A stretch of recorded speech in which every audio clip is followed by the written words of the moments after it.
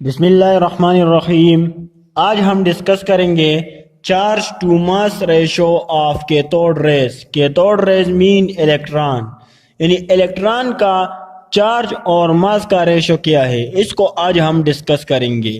तो J Thomson ने 1897 में एक एक्सपेरिमेंट परफॉर्म किया था, जिसका कंस्ट्रक्शन हमारे पास ये है कि उन्होंने एक डिस्चार्ज ट्यूब को लिया था। ये हमारे पास डिस्चार्ज ट्यूब है और यहाँ पर उन्होंने एनोड को लिया था। एनोड के दो स्लिट लिए थे, एक ये वाला और एक ये वाला, और यहाँ पर उन्होंने कैथोड लिया था और यहाँ पर एक फ्लोरोसेंट स्क्रीन रखी थी। फ्लोरोसेंट स्क्रीन का मतलब ये है कि यहाँ पर जो स्क्रीन थी उस पर जिंक सल्फाइड की कोटिंग हुई थी, और जिंक सल्फाइड की कोटिंग जब एक स्क्रीन पर हो जाती है तो जब उसके साथ कोई बीम ऑफ इलेक्ट्रॉन स्ट्राइक करती है तो वो फ्लोरोसेंट कास्ट करता है। तो इसका फायदा ये है। तो ये सारा हमारे पास अरेंजमेंट था डिस्चार्ज ट्यूब का, जिसको जे थॉमसन ने यूज किया था। अब उन्होंने क्या किया था, एक्सपेरिमेंट कैसे परफॉर्म किया था। सबसे पहले उन्होंने देखा कि ये जो बीम ऑफ इलेक्ट्रॉन कैथोड से निकल रही है, यहाँ से जब बीम ऑफ इलेक्ट्रॉन निकल रही है, जब हम हाई वोल्टेज देते हैं तो यहाँ से बीम ऑफ इलेक्ट्रॉन निकलती है। ये बीम ऑफ इलेक्ट्रॉन इन दोनों एनोड के स्लिट से पास होकर स्ट्रेट लाइन में जाती है।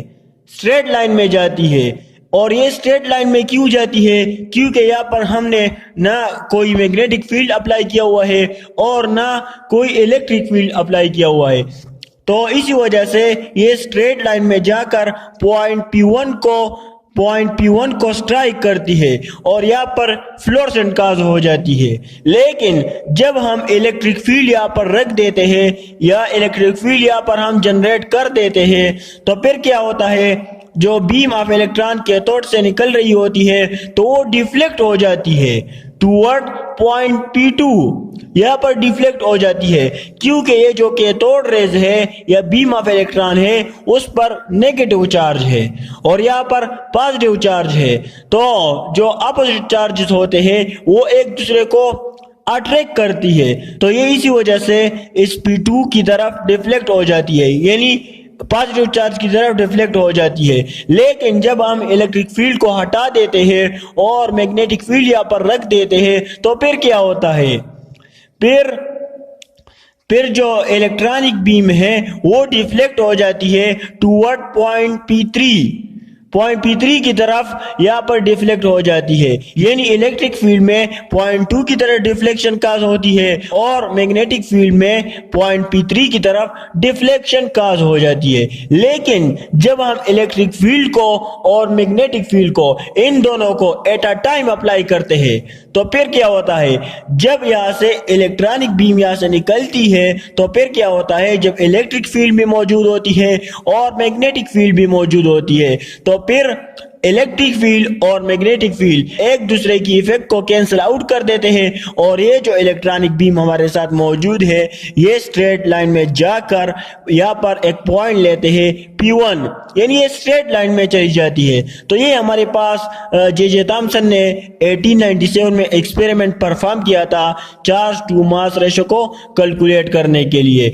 अब हम चार्ज टू मास रेशो का जो वैल्यू है उसको किस तरह कैलकुलेट कर सकते हैं। अब हम चार्ज टू मास रेशो को किस तरह कैलकुलेट कर सकते हैं, तो यहाँ पर जब हम मैग्नेटिक फील्ड अप्लाई कर देते हैं तो यहाँ पर मैग्नेटिक फोर्स भी जनरेट हो जाता है। जब मैग्नेटिक फोर्स जनरेट हो जाता है तो वो क्या करता है, यानी इलेक्ट्रॉनिक बीम को कंपेल करके सर्कुलर पाथ में घुमा देता है। अब ये कैसे होता है, यहाँ पर हमारे पास एक इक्वेशन है BeV का मतलब क्या है, अब हम फाइंड करने वाले charge to mass ratio of an electron. BeV ये क्या है, B क्या रिप्रेजेंट करता है, मैग्नेटिक फील्ड इसको रिप्रेजेंट करता है, और E चार्ज ऑफ इलेक्ट्रॉन को रिप्रेजेंट करता है, और V वेलोसिटी ऑफ इलेक्ट्रॉन को रिप्रेजेंट करता है। ये इक्वेशन हमारे पास असल में मैग्नेटिक फोर्स है। क्या है, मैग्नेटिक फोर्स, ये हमारे पास मैग्नेटिक फोर्स है। और B हमारे पास क्या है, B हमारे पास मैग्नेटिक स्ट्रेंथ है।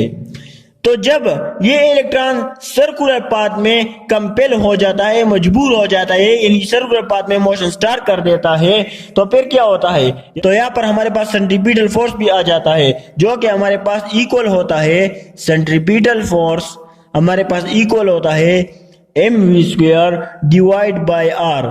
अब उन्होंने चार्ज टू मास रेशो को किस तरह कैलकुलेट किया था, इसको हम इक्वेशन 1 का नाम देते हैं और ये इक्वेशन 2।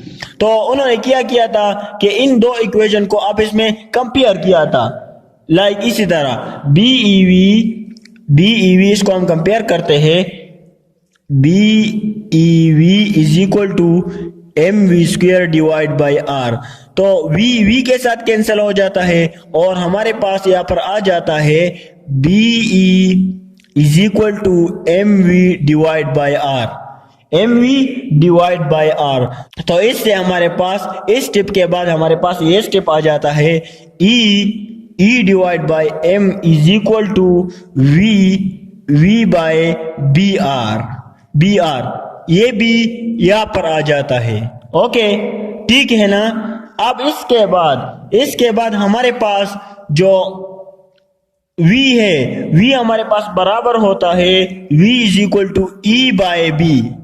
v हमारे पास बराबर होता है E बाय b। तो हम यहाँ पर v की वैल्यू पुट कर देते हैं, तो E divide by m is equal to b², एक ये वाला b और एक ये वाला b, तो b² डिवाइड बाय r, ये हमारे पास आ जाता है। तो ये हमारे पास एक इक्वेशन बन जाता है जिसकी वजह से हम charge to mass ratio calculate कर सकते हैं। उन्होंने जो वैल्यू कैलकुलेट की थी वो हमारे पास इक्वल है 1.7588 multiply by 10⁻11 coulomb per kilogram, ये वैल्यू उन्होंने कैलकुलेट की थी और ये एक्सपेरिमेंट उन्होंने परफॉर्म किया था चार्ज टू मास रेशो को कैलकुलेट करने के लिए। So this is all about charge to mass ratio. Okay, thanks.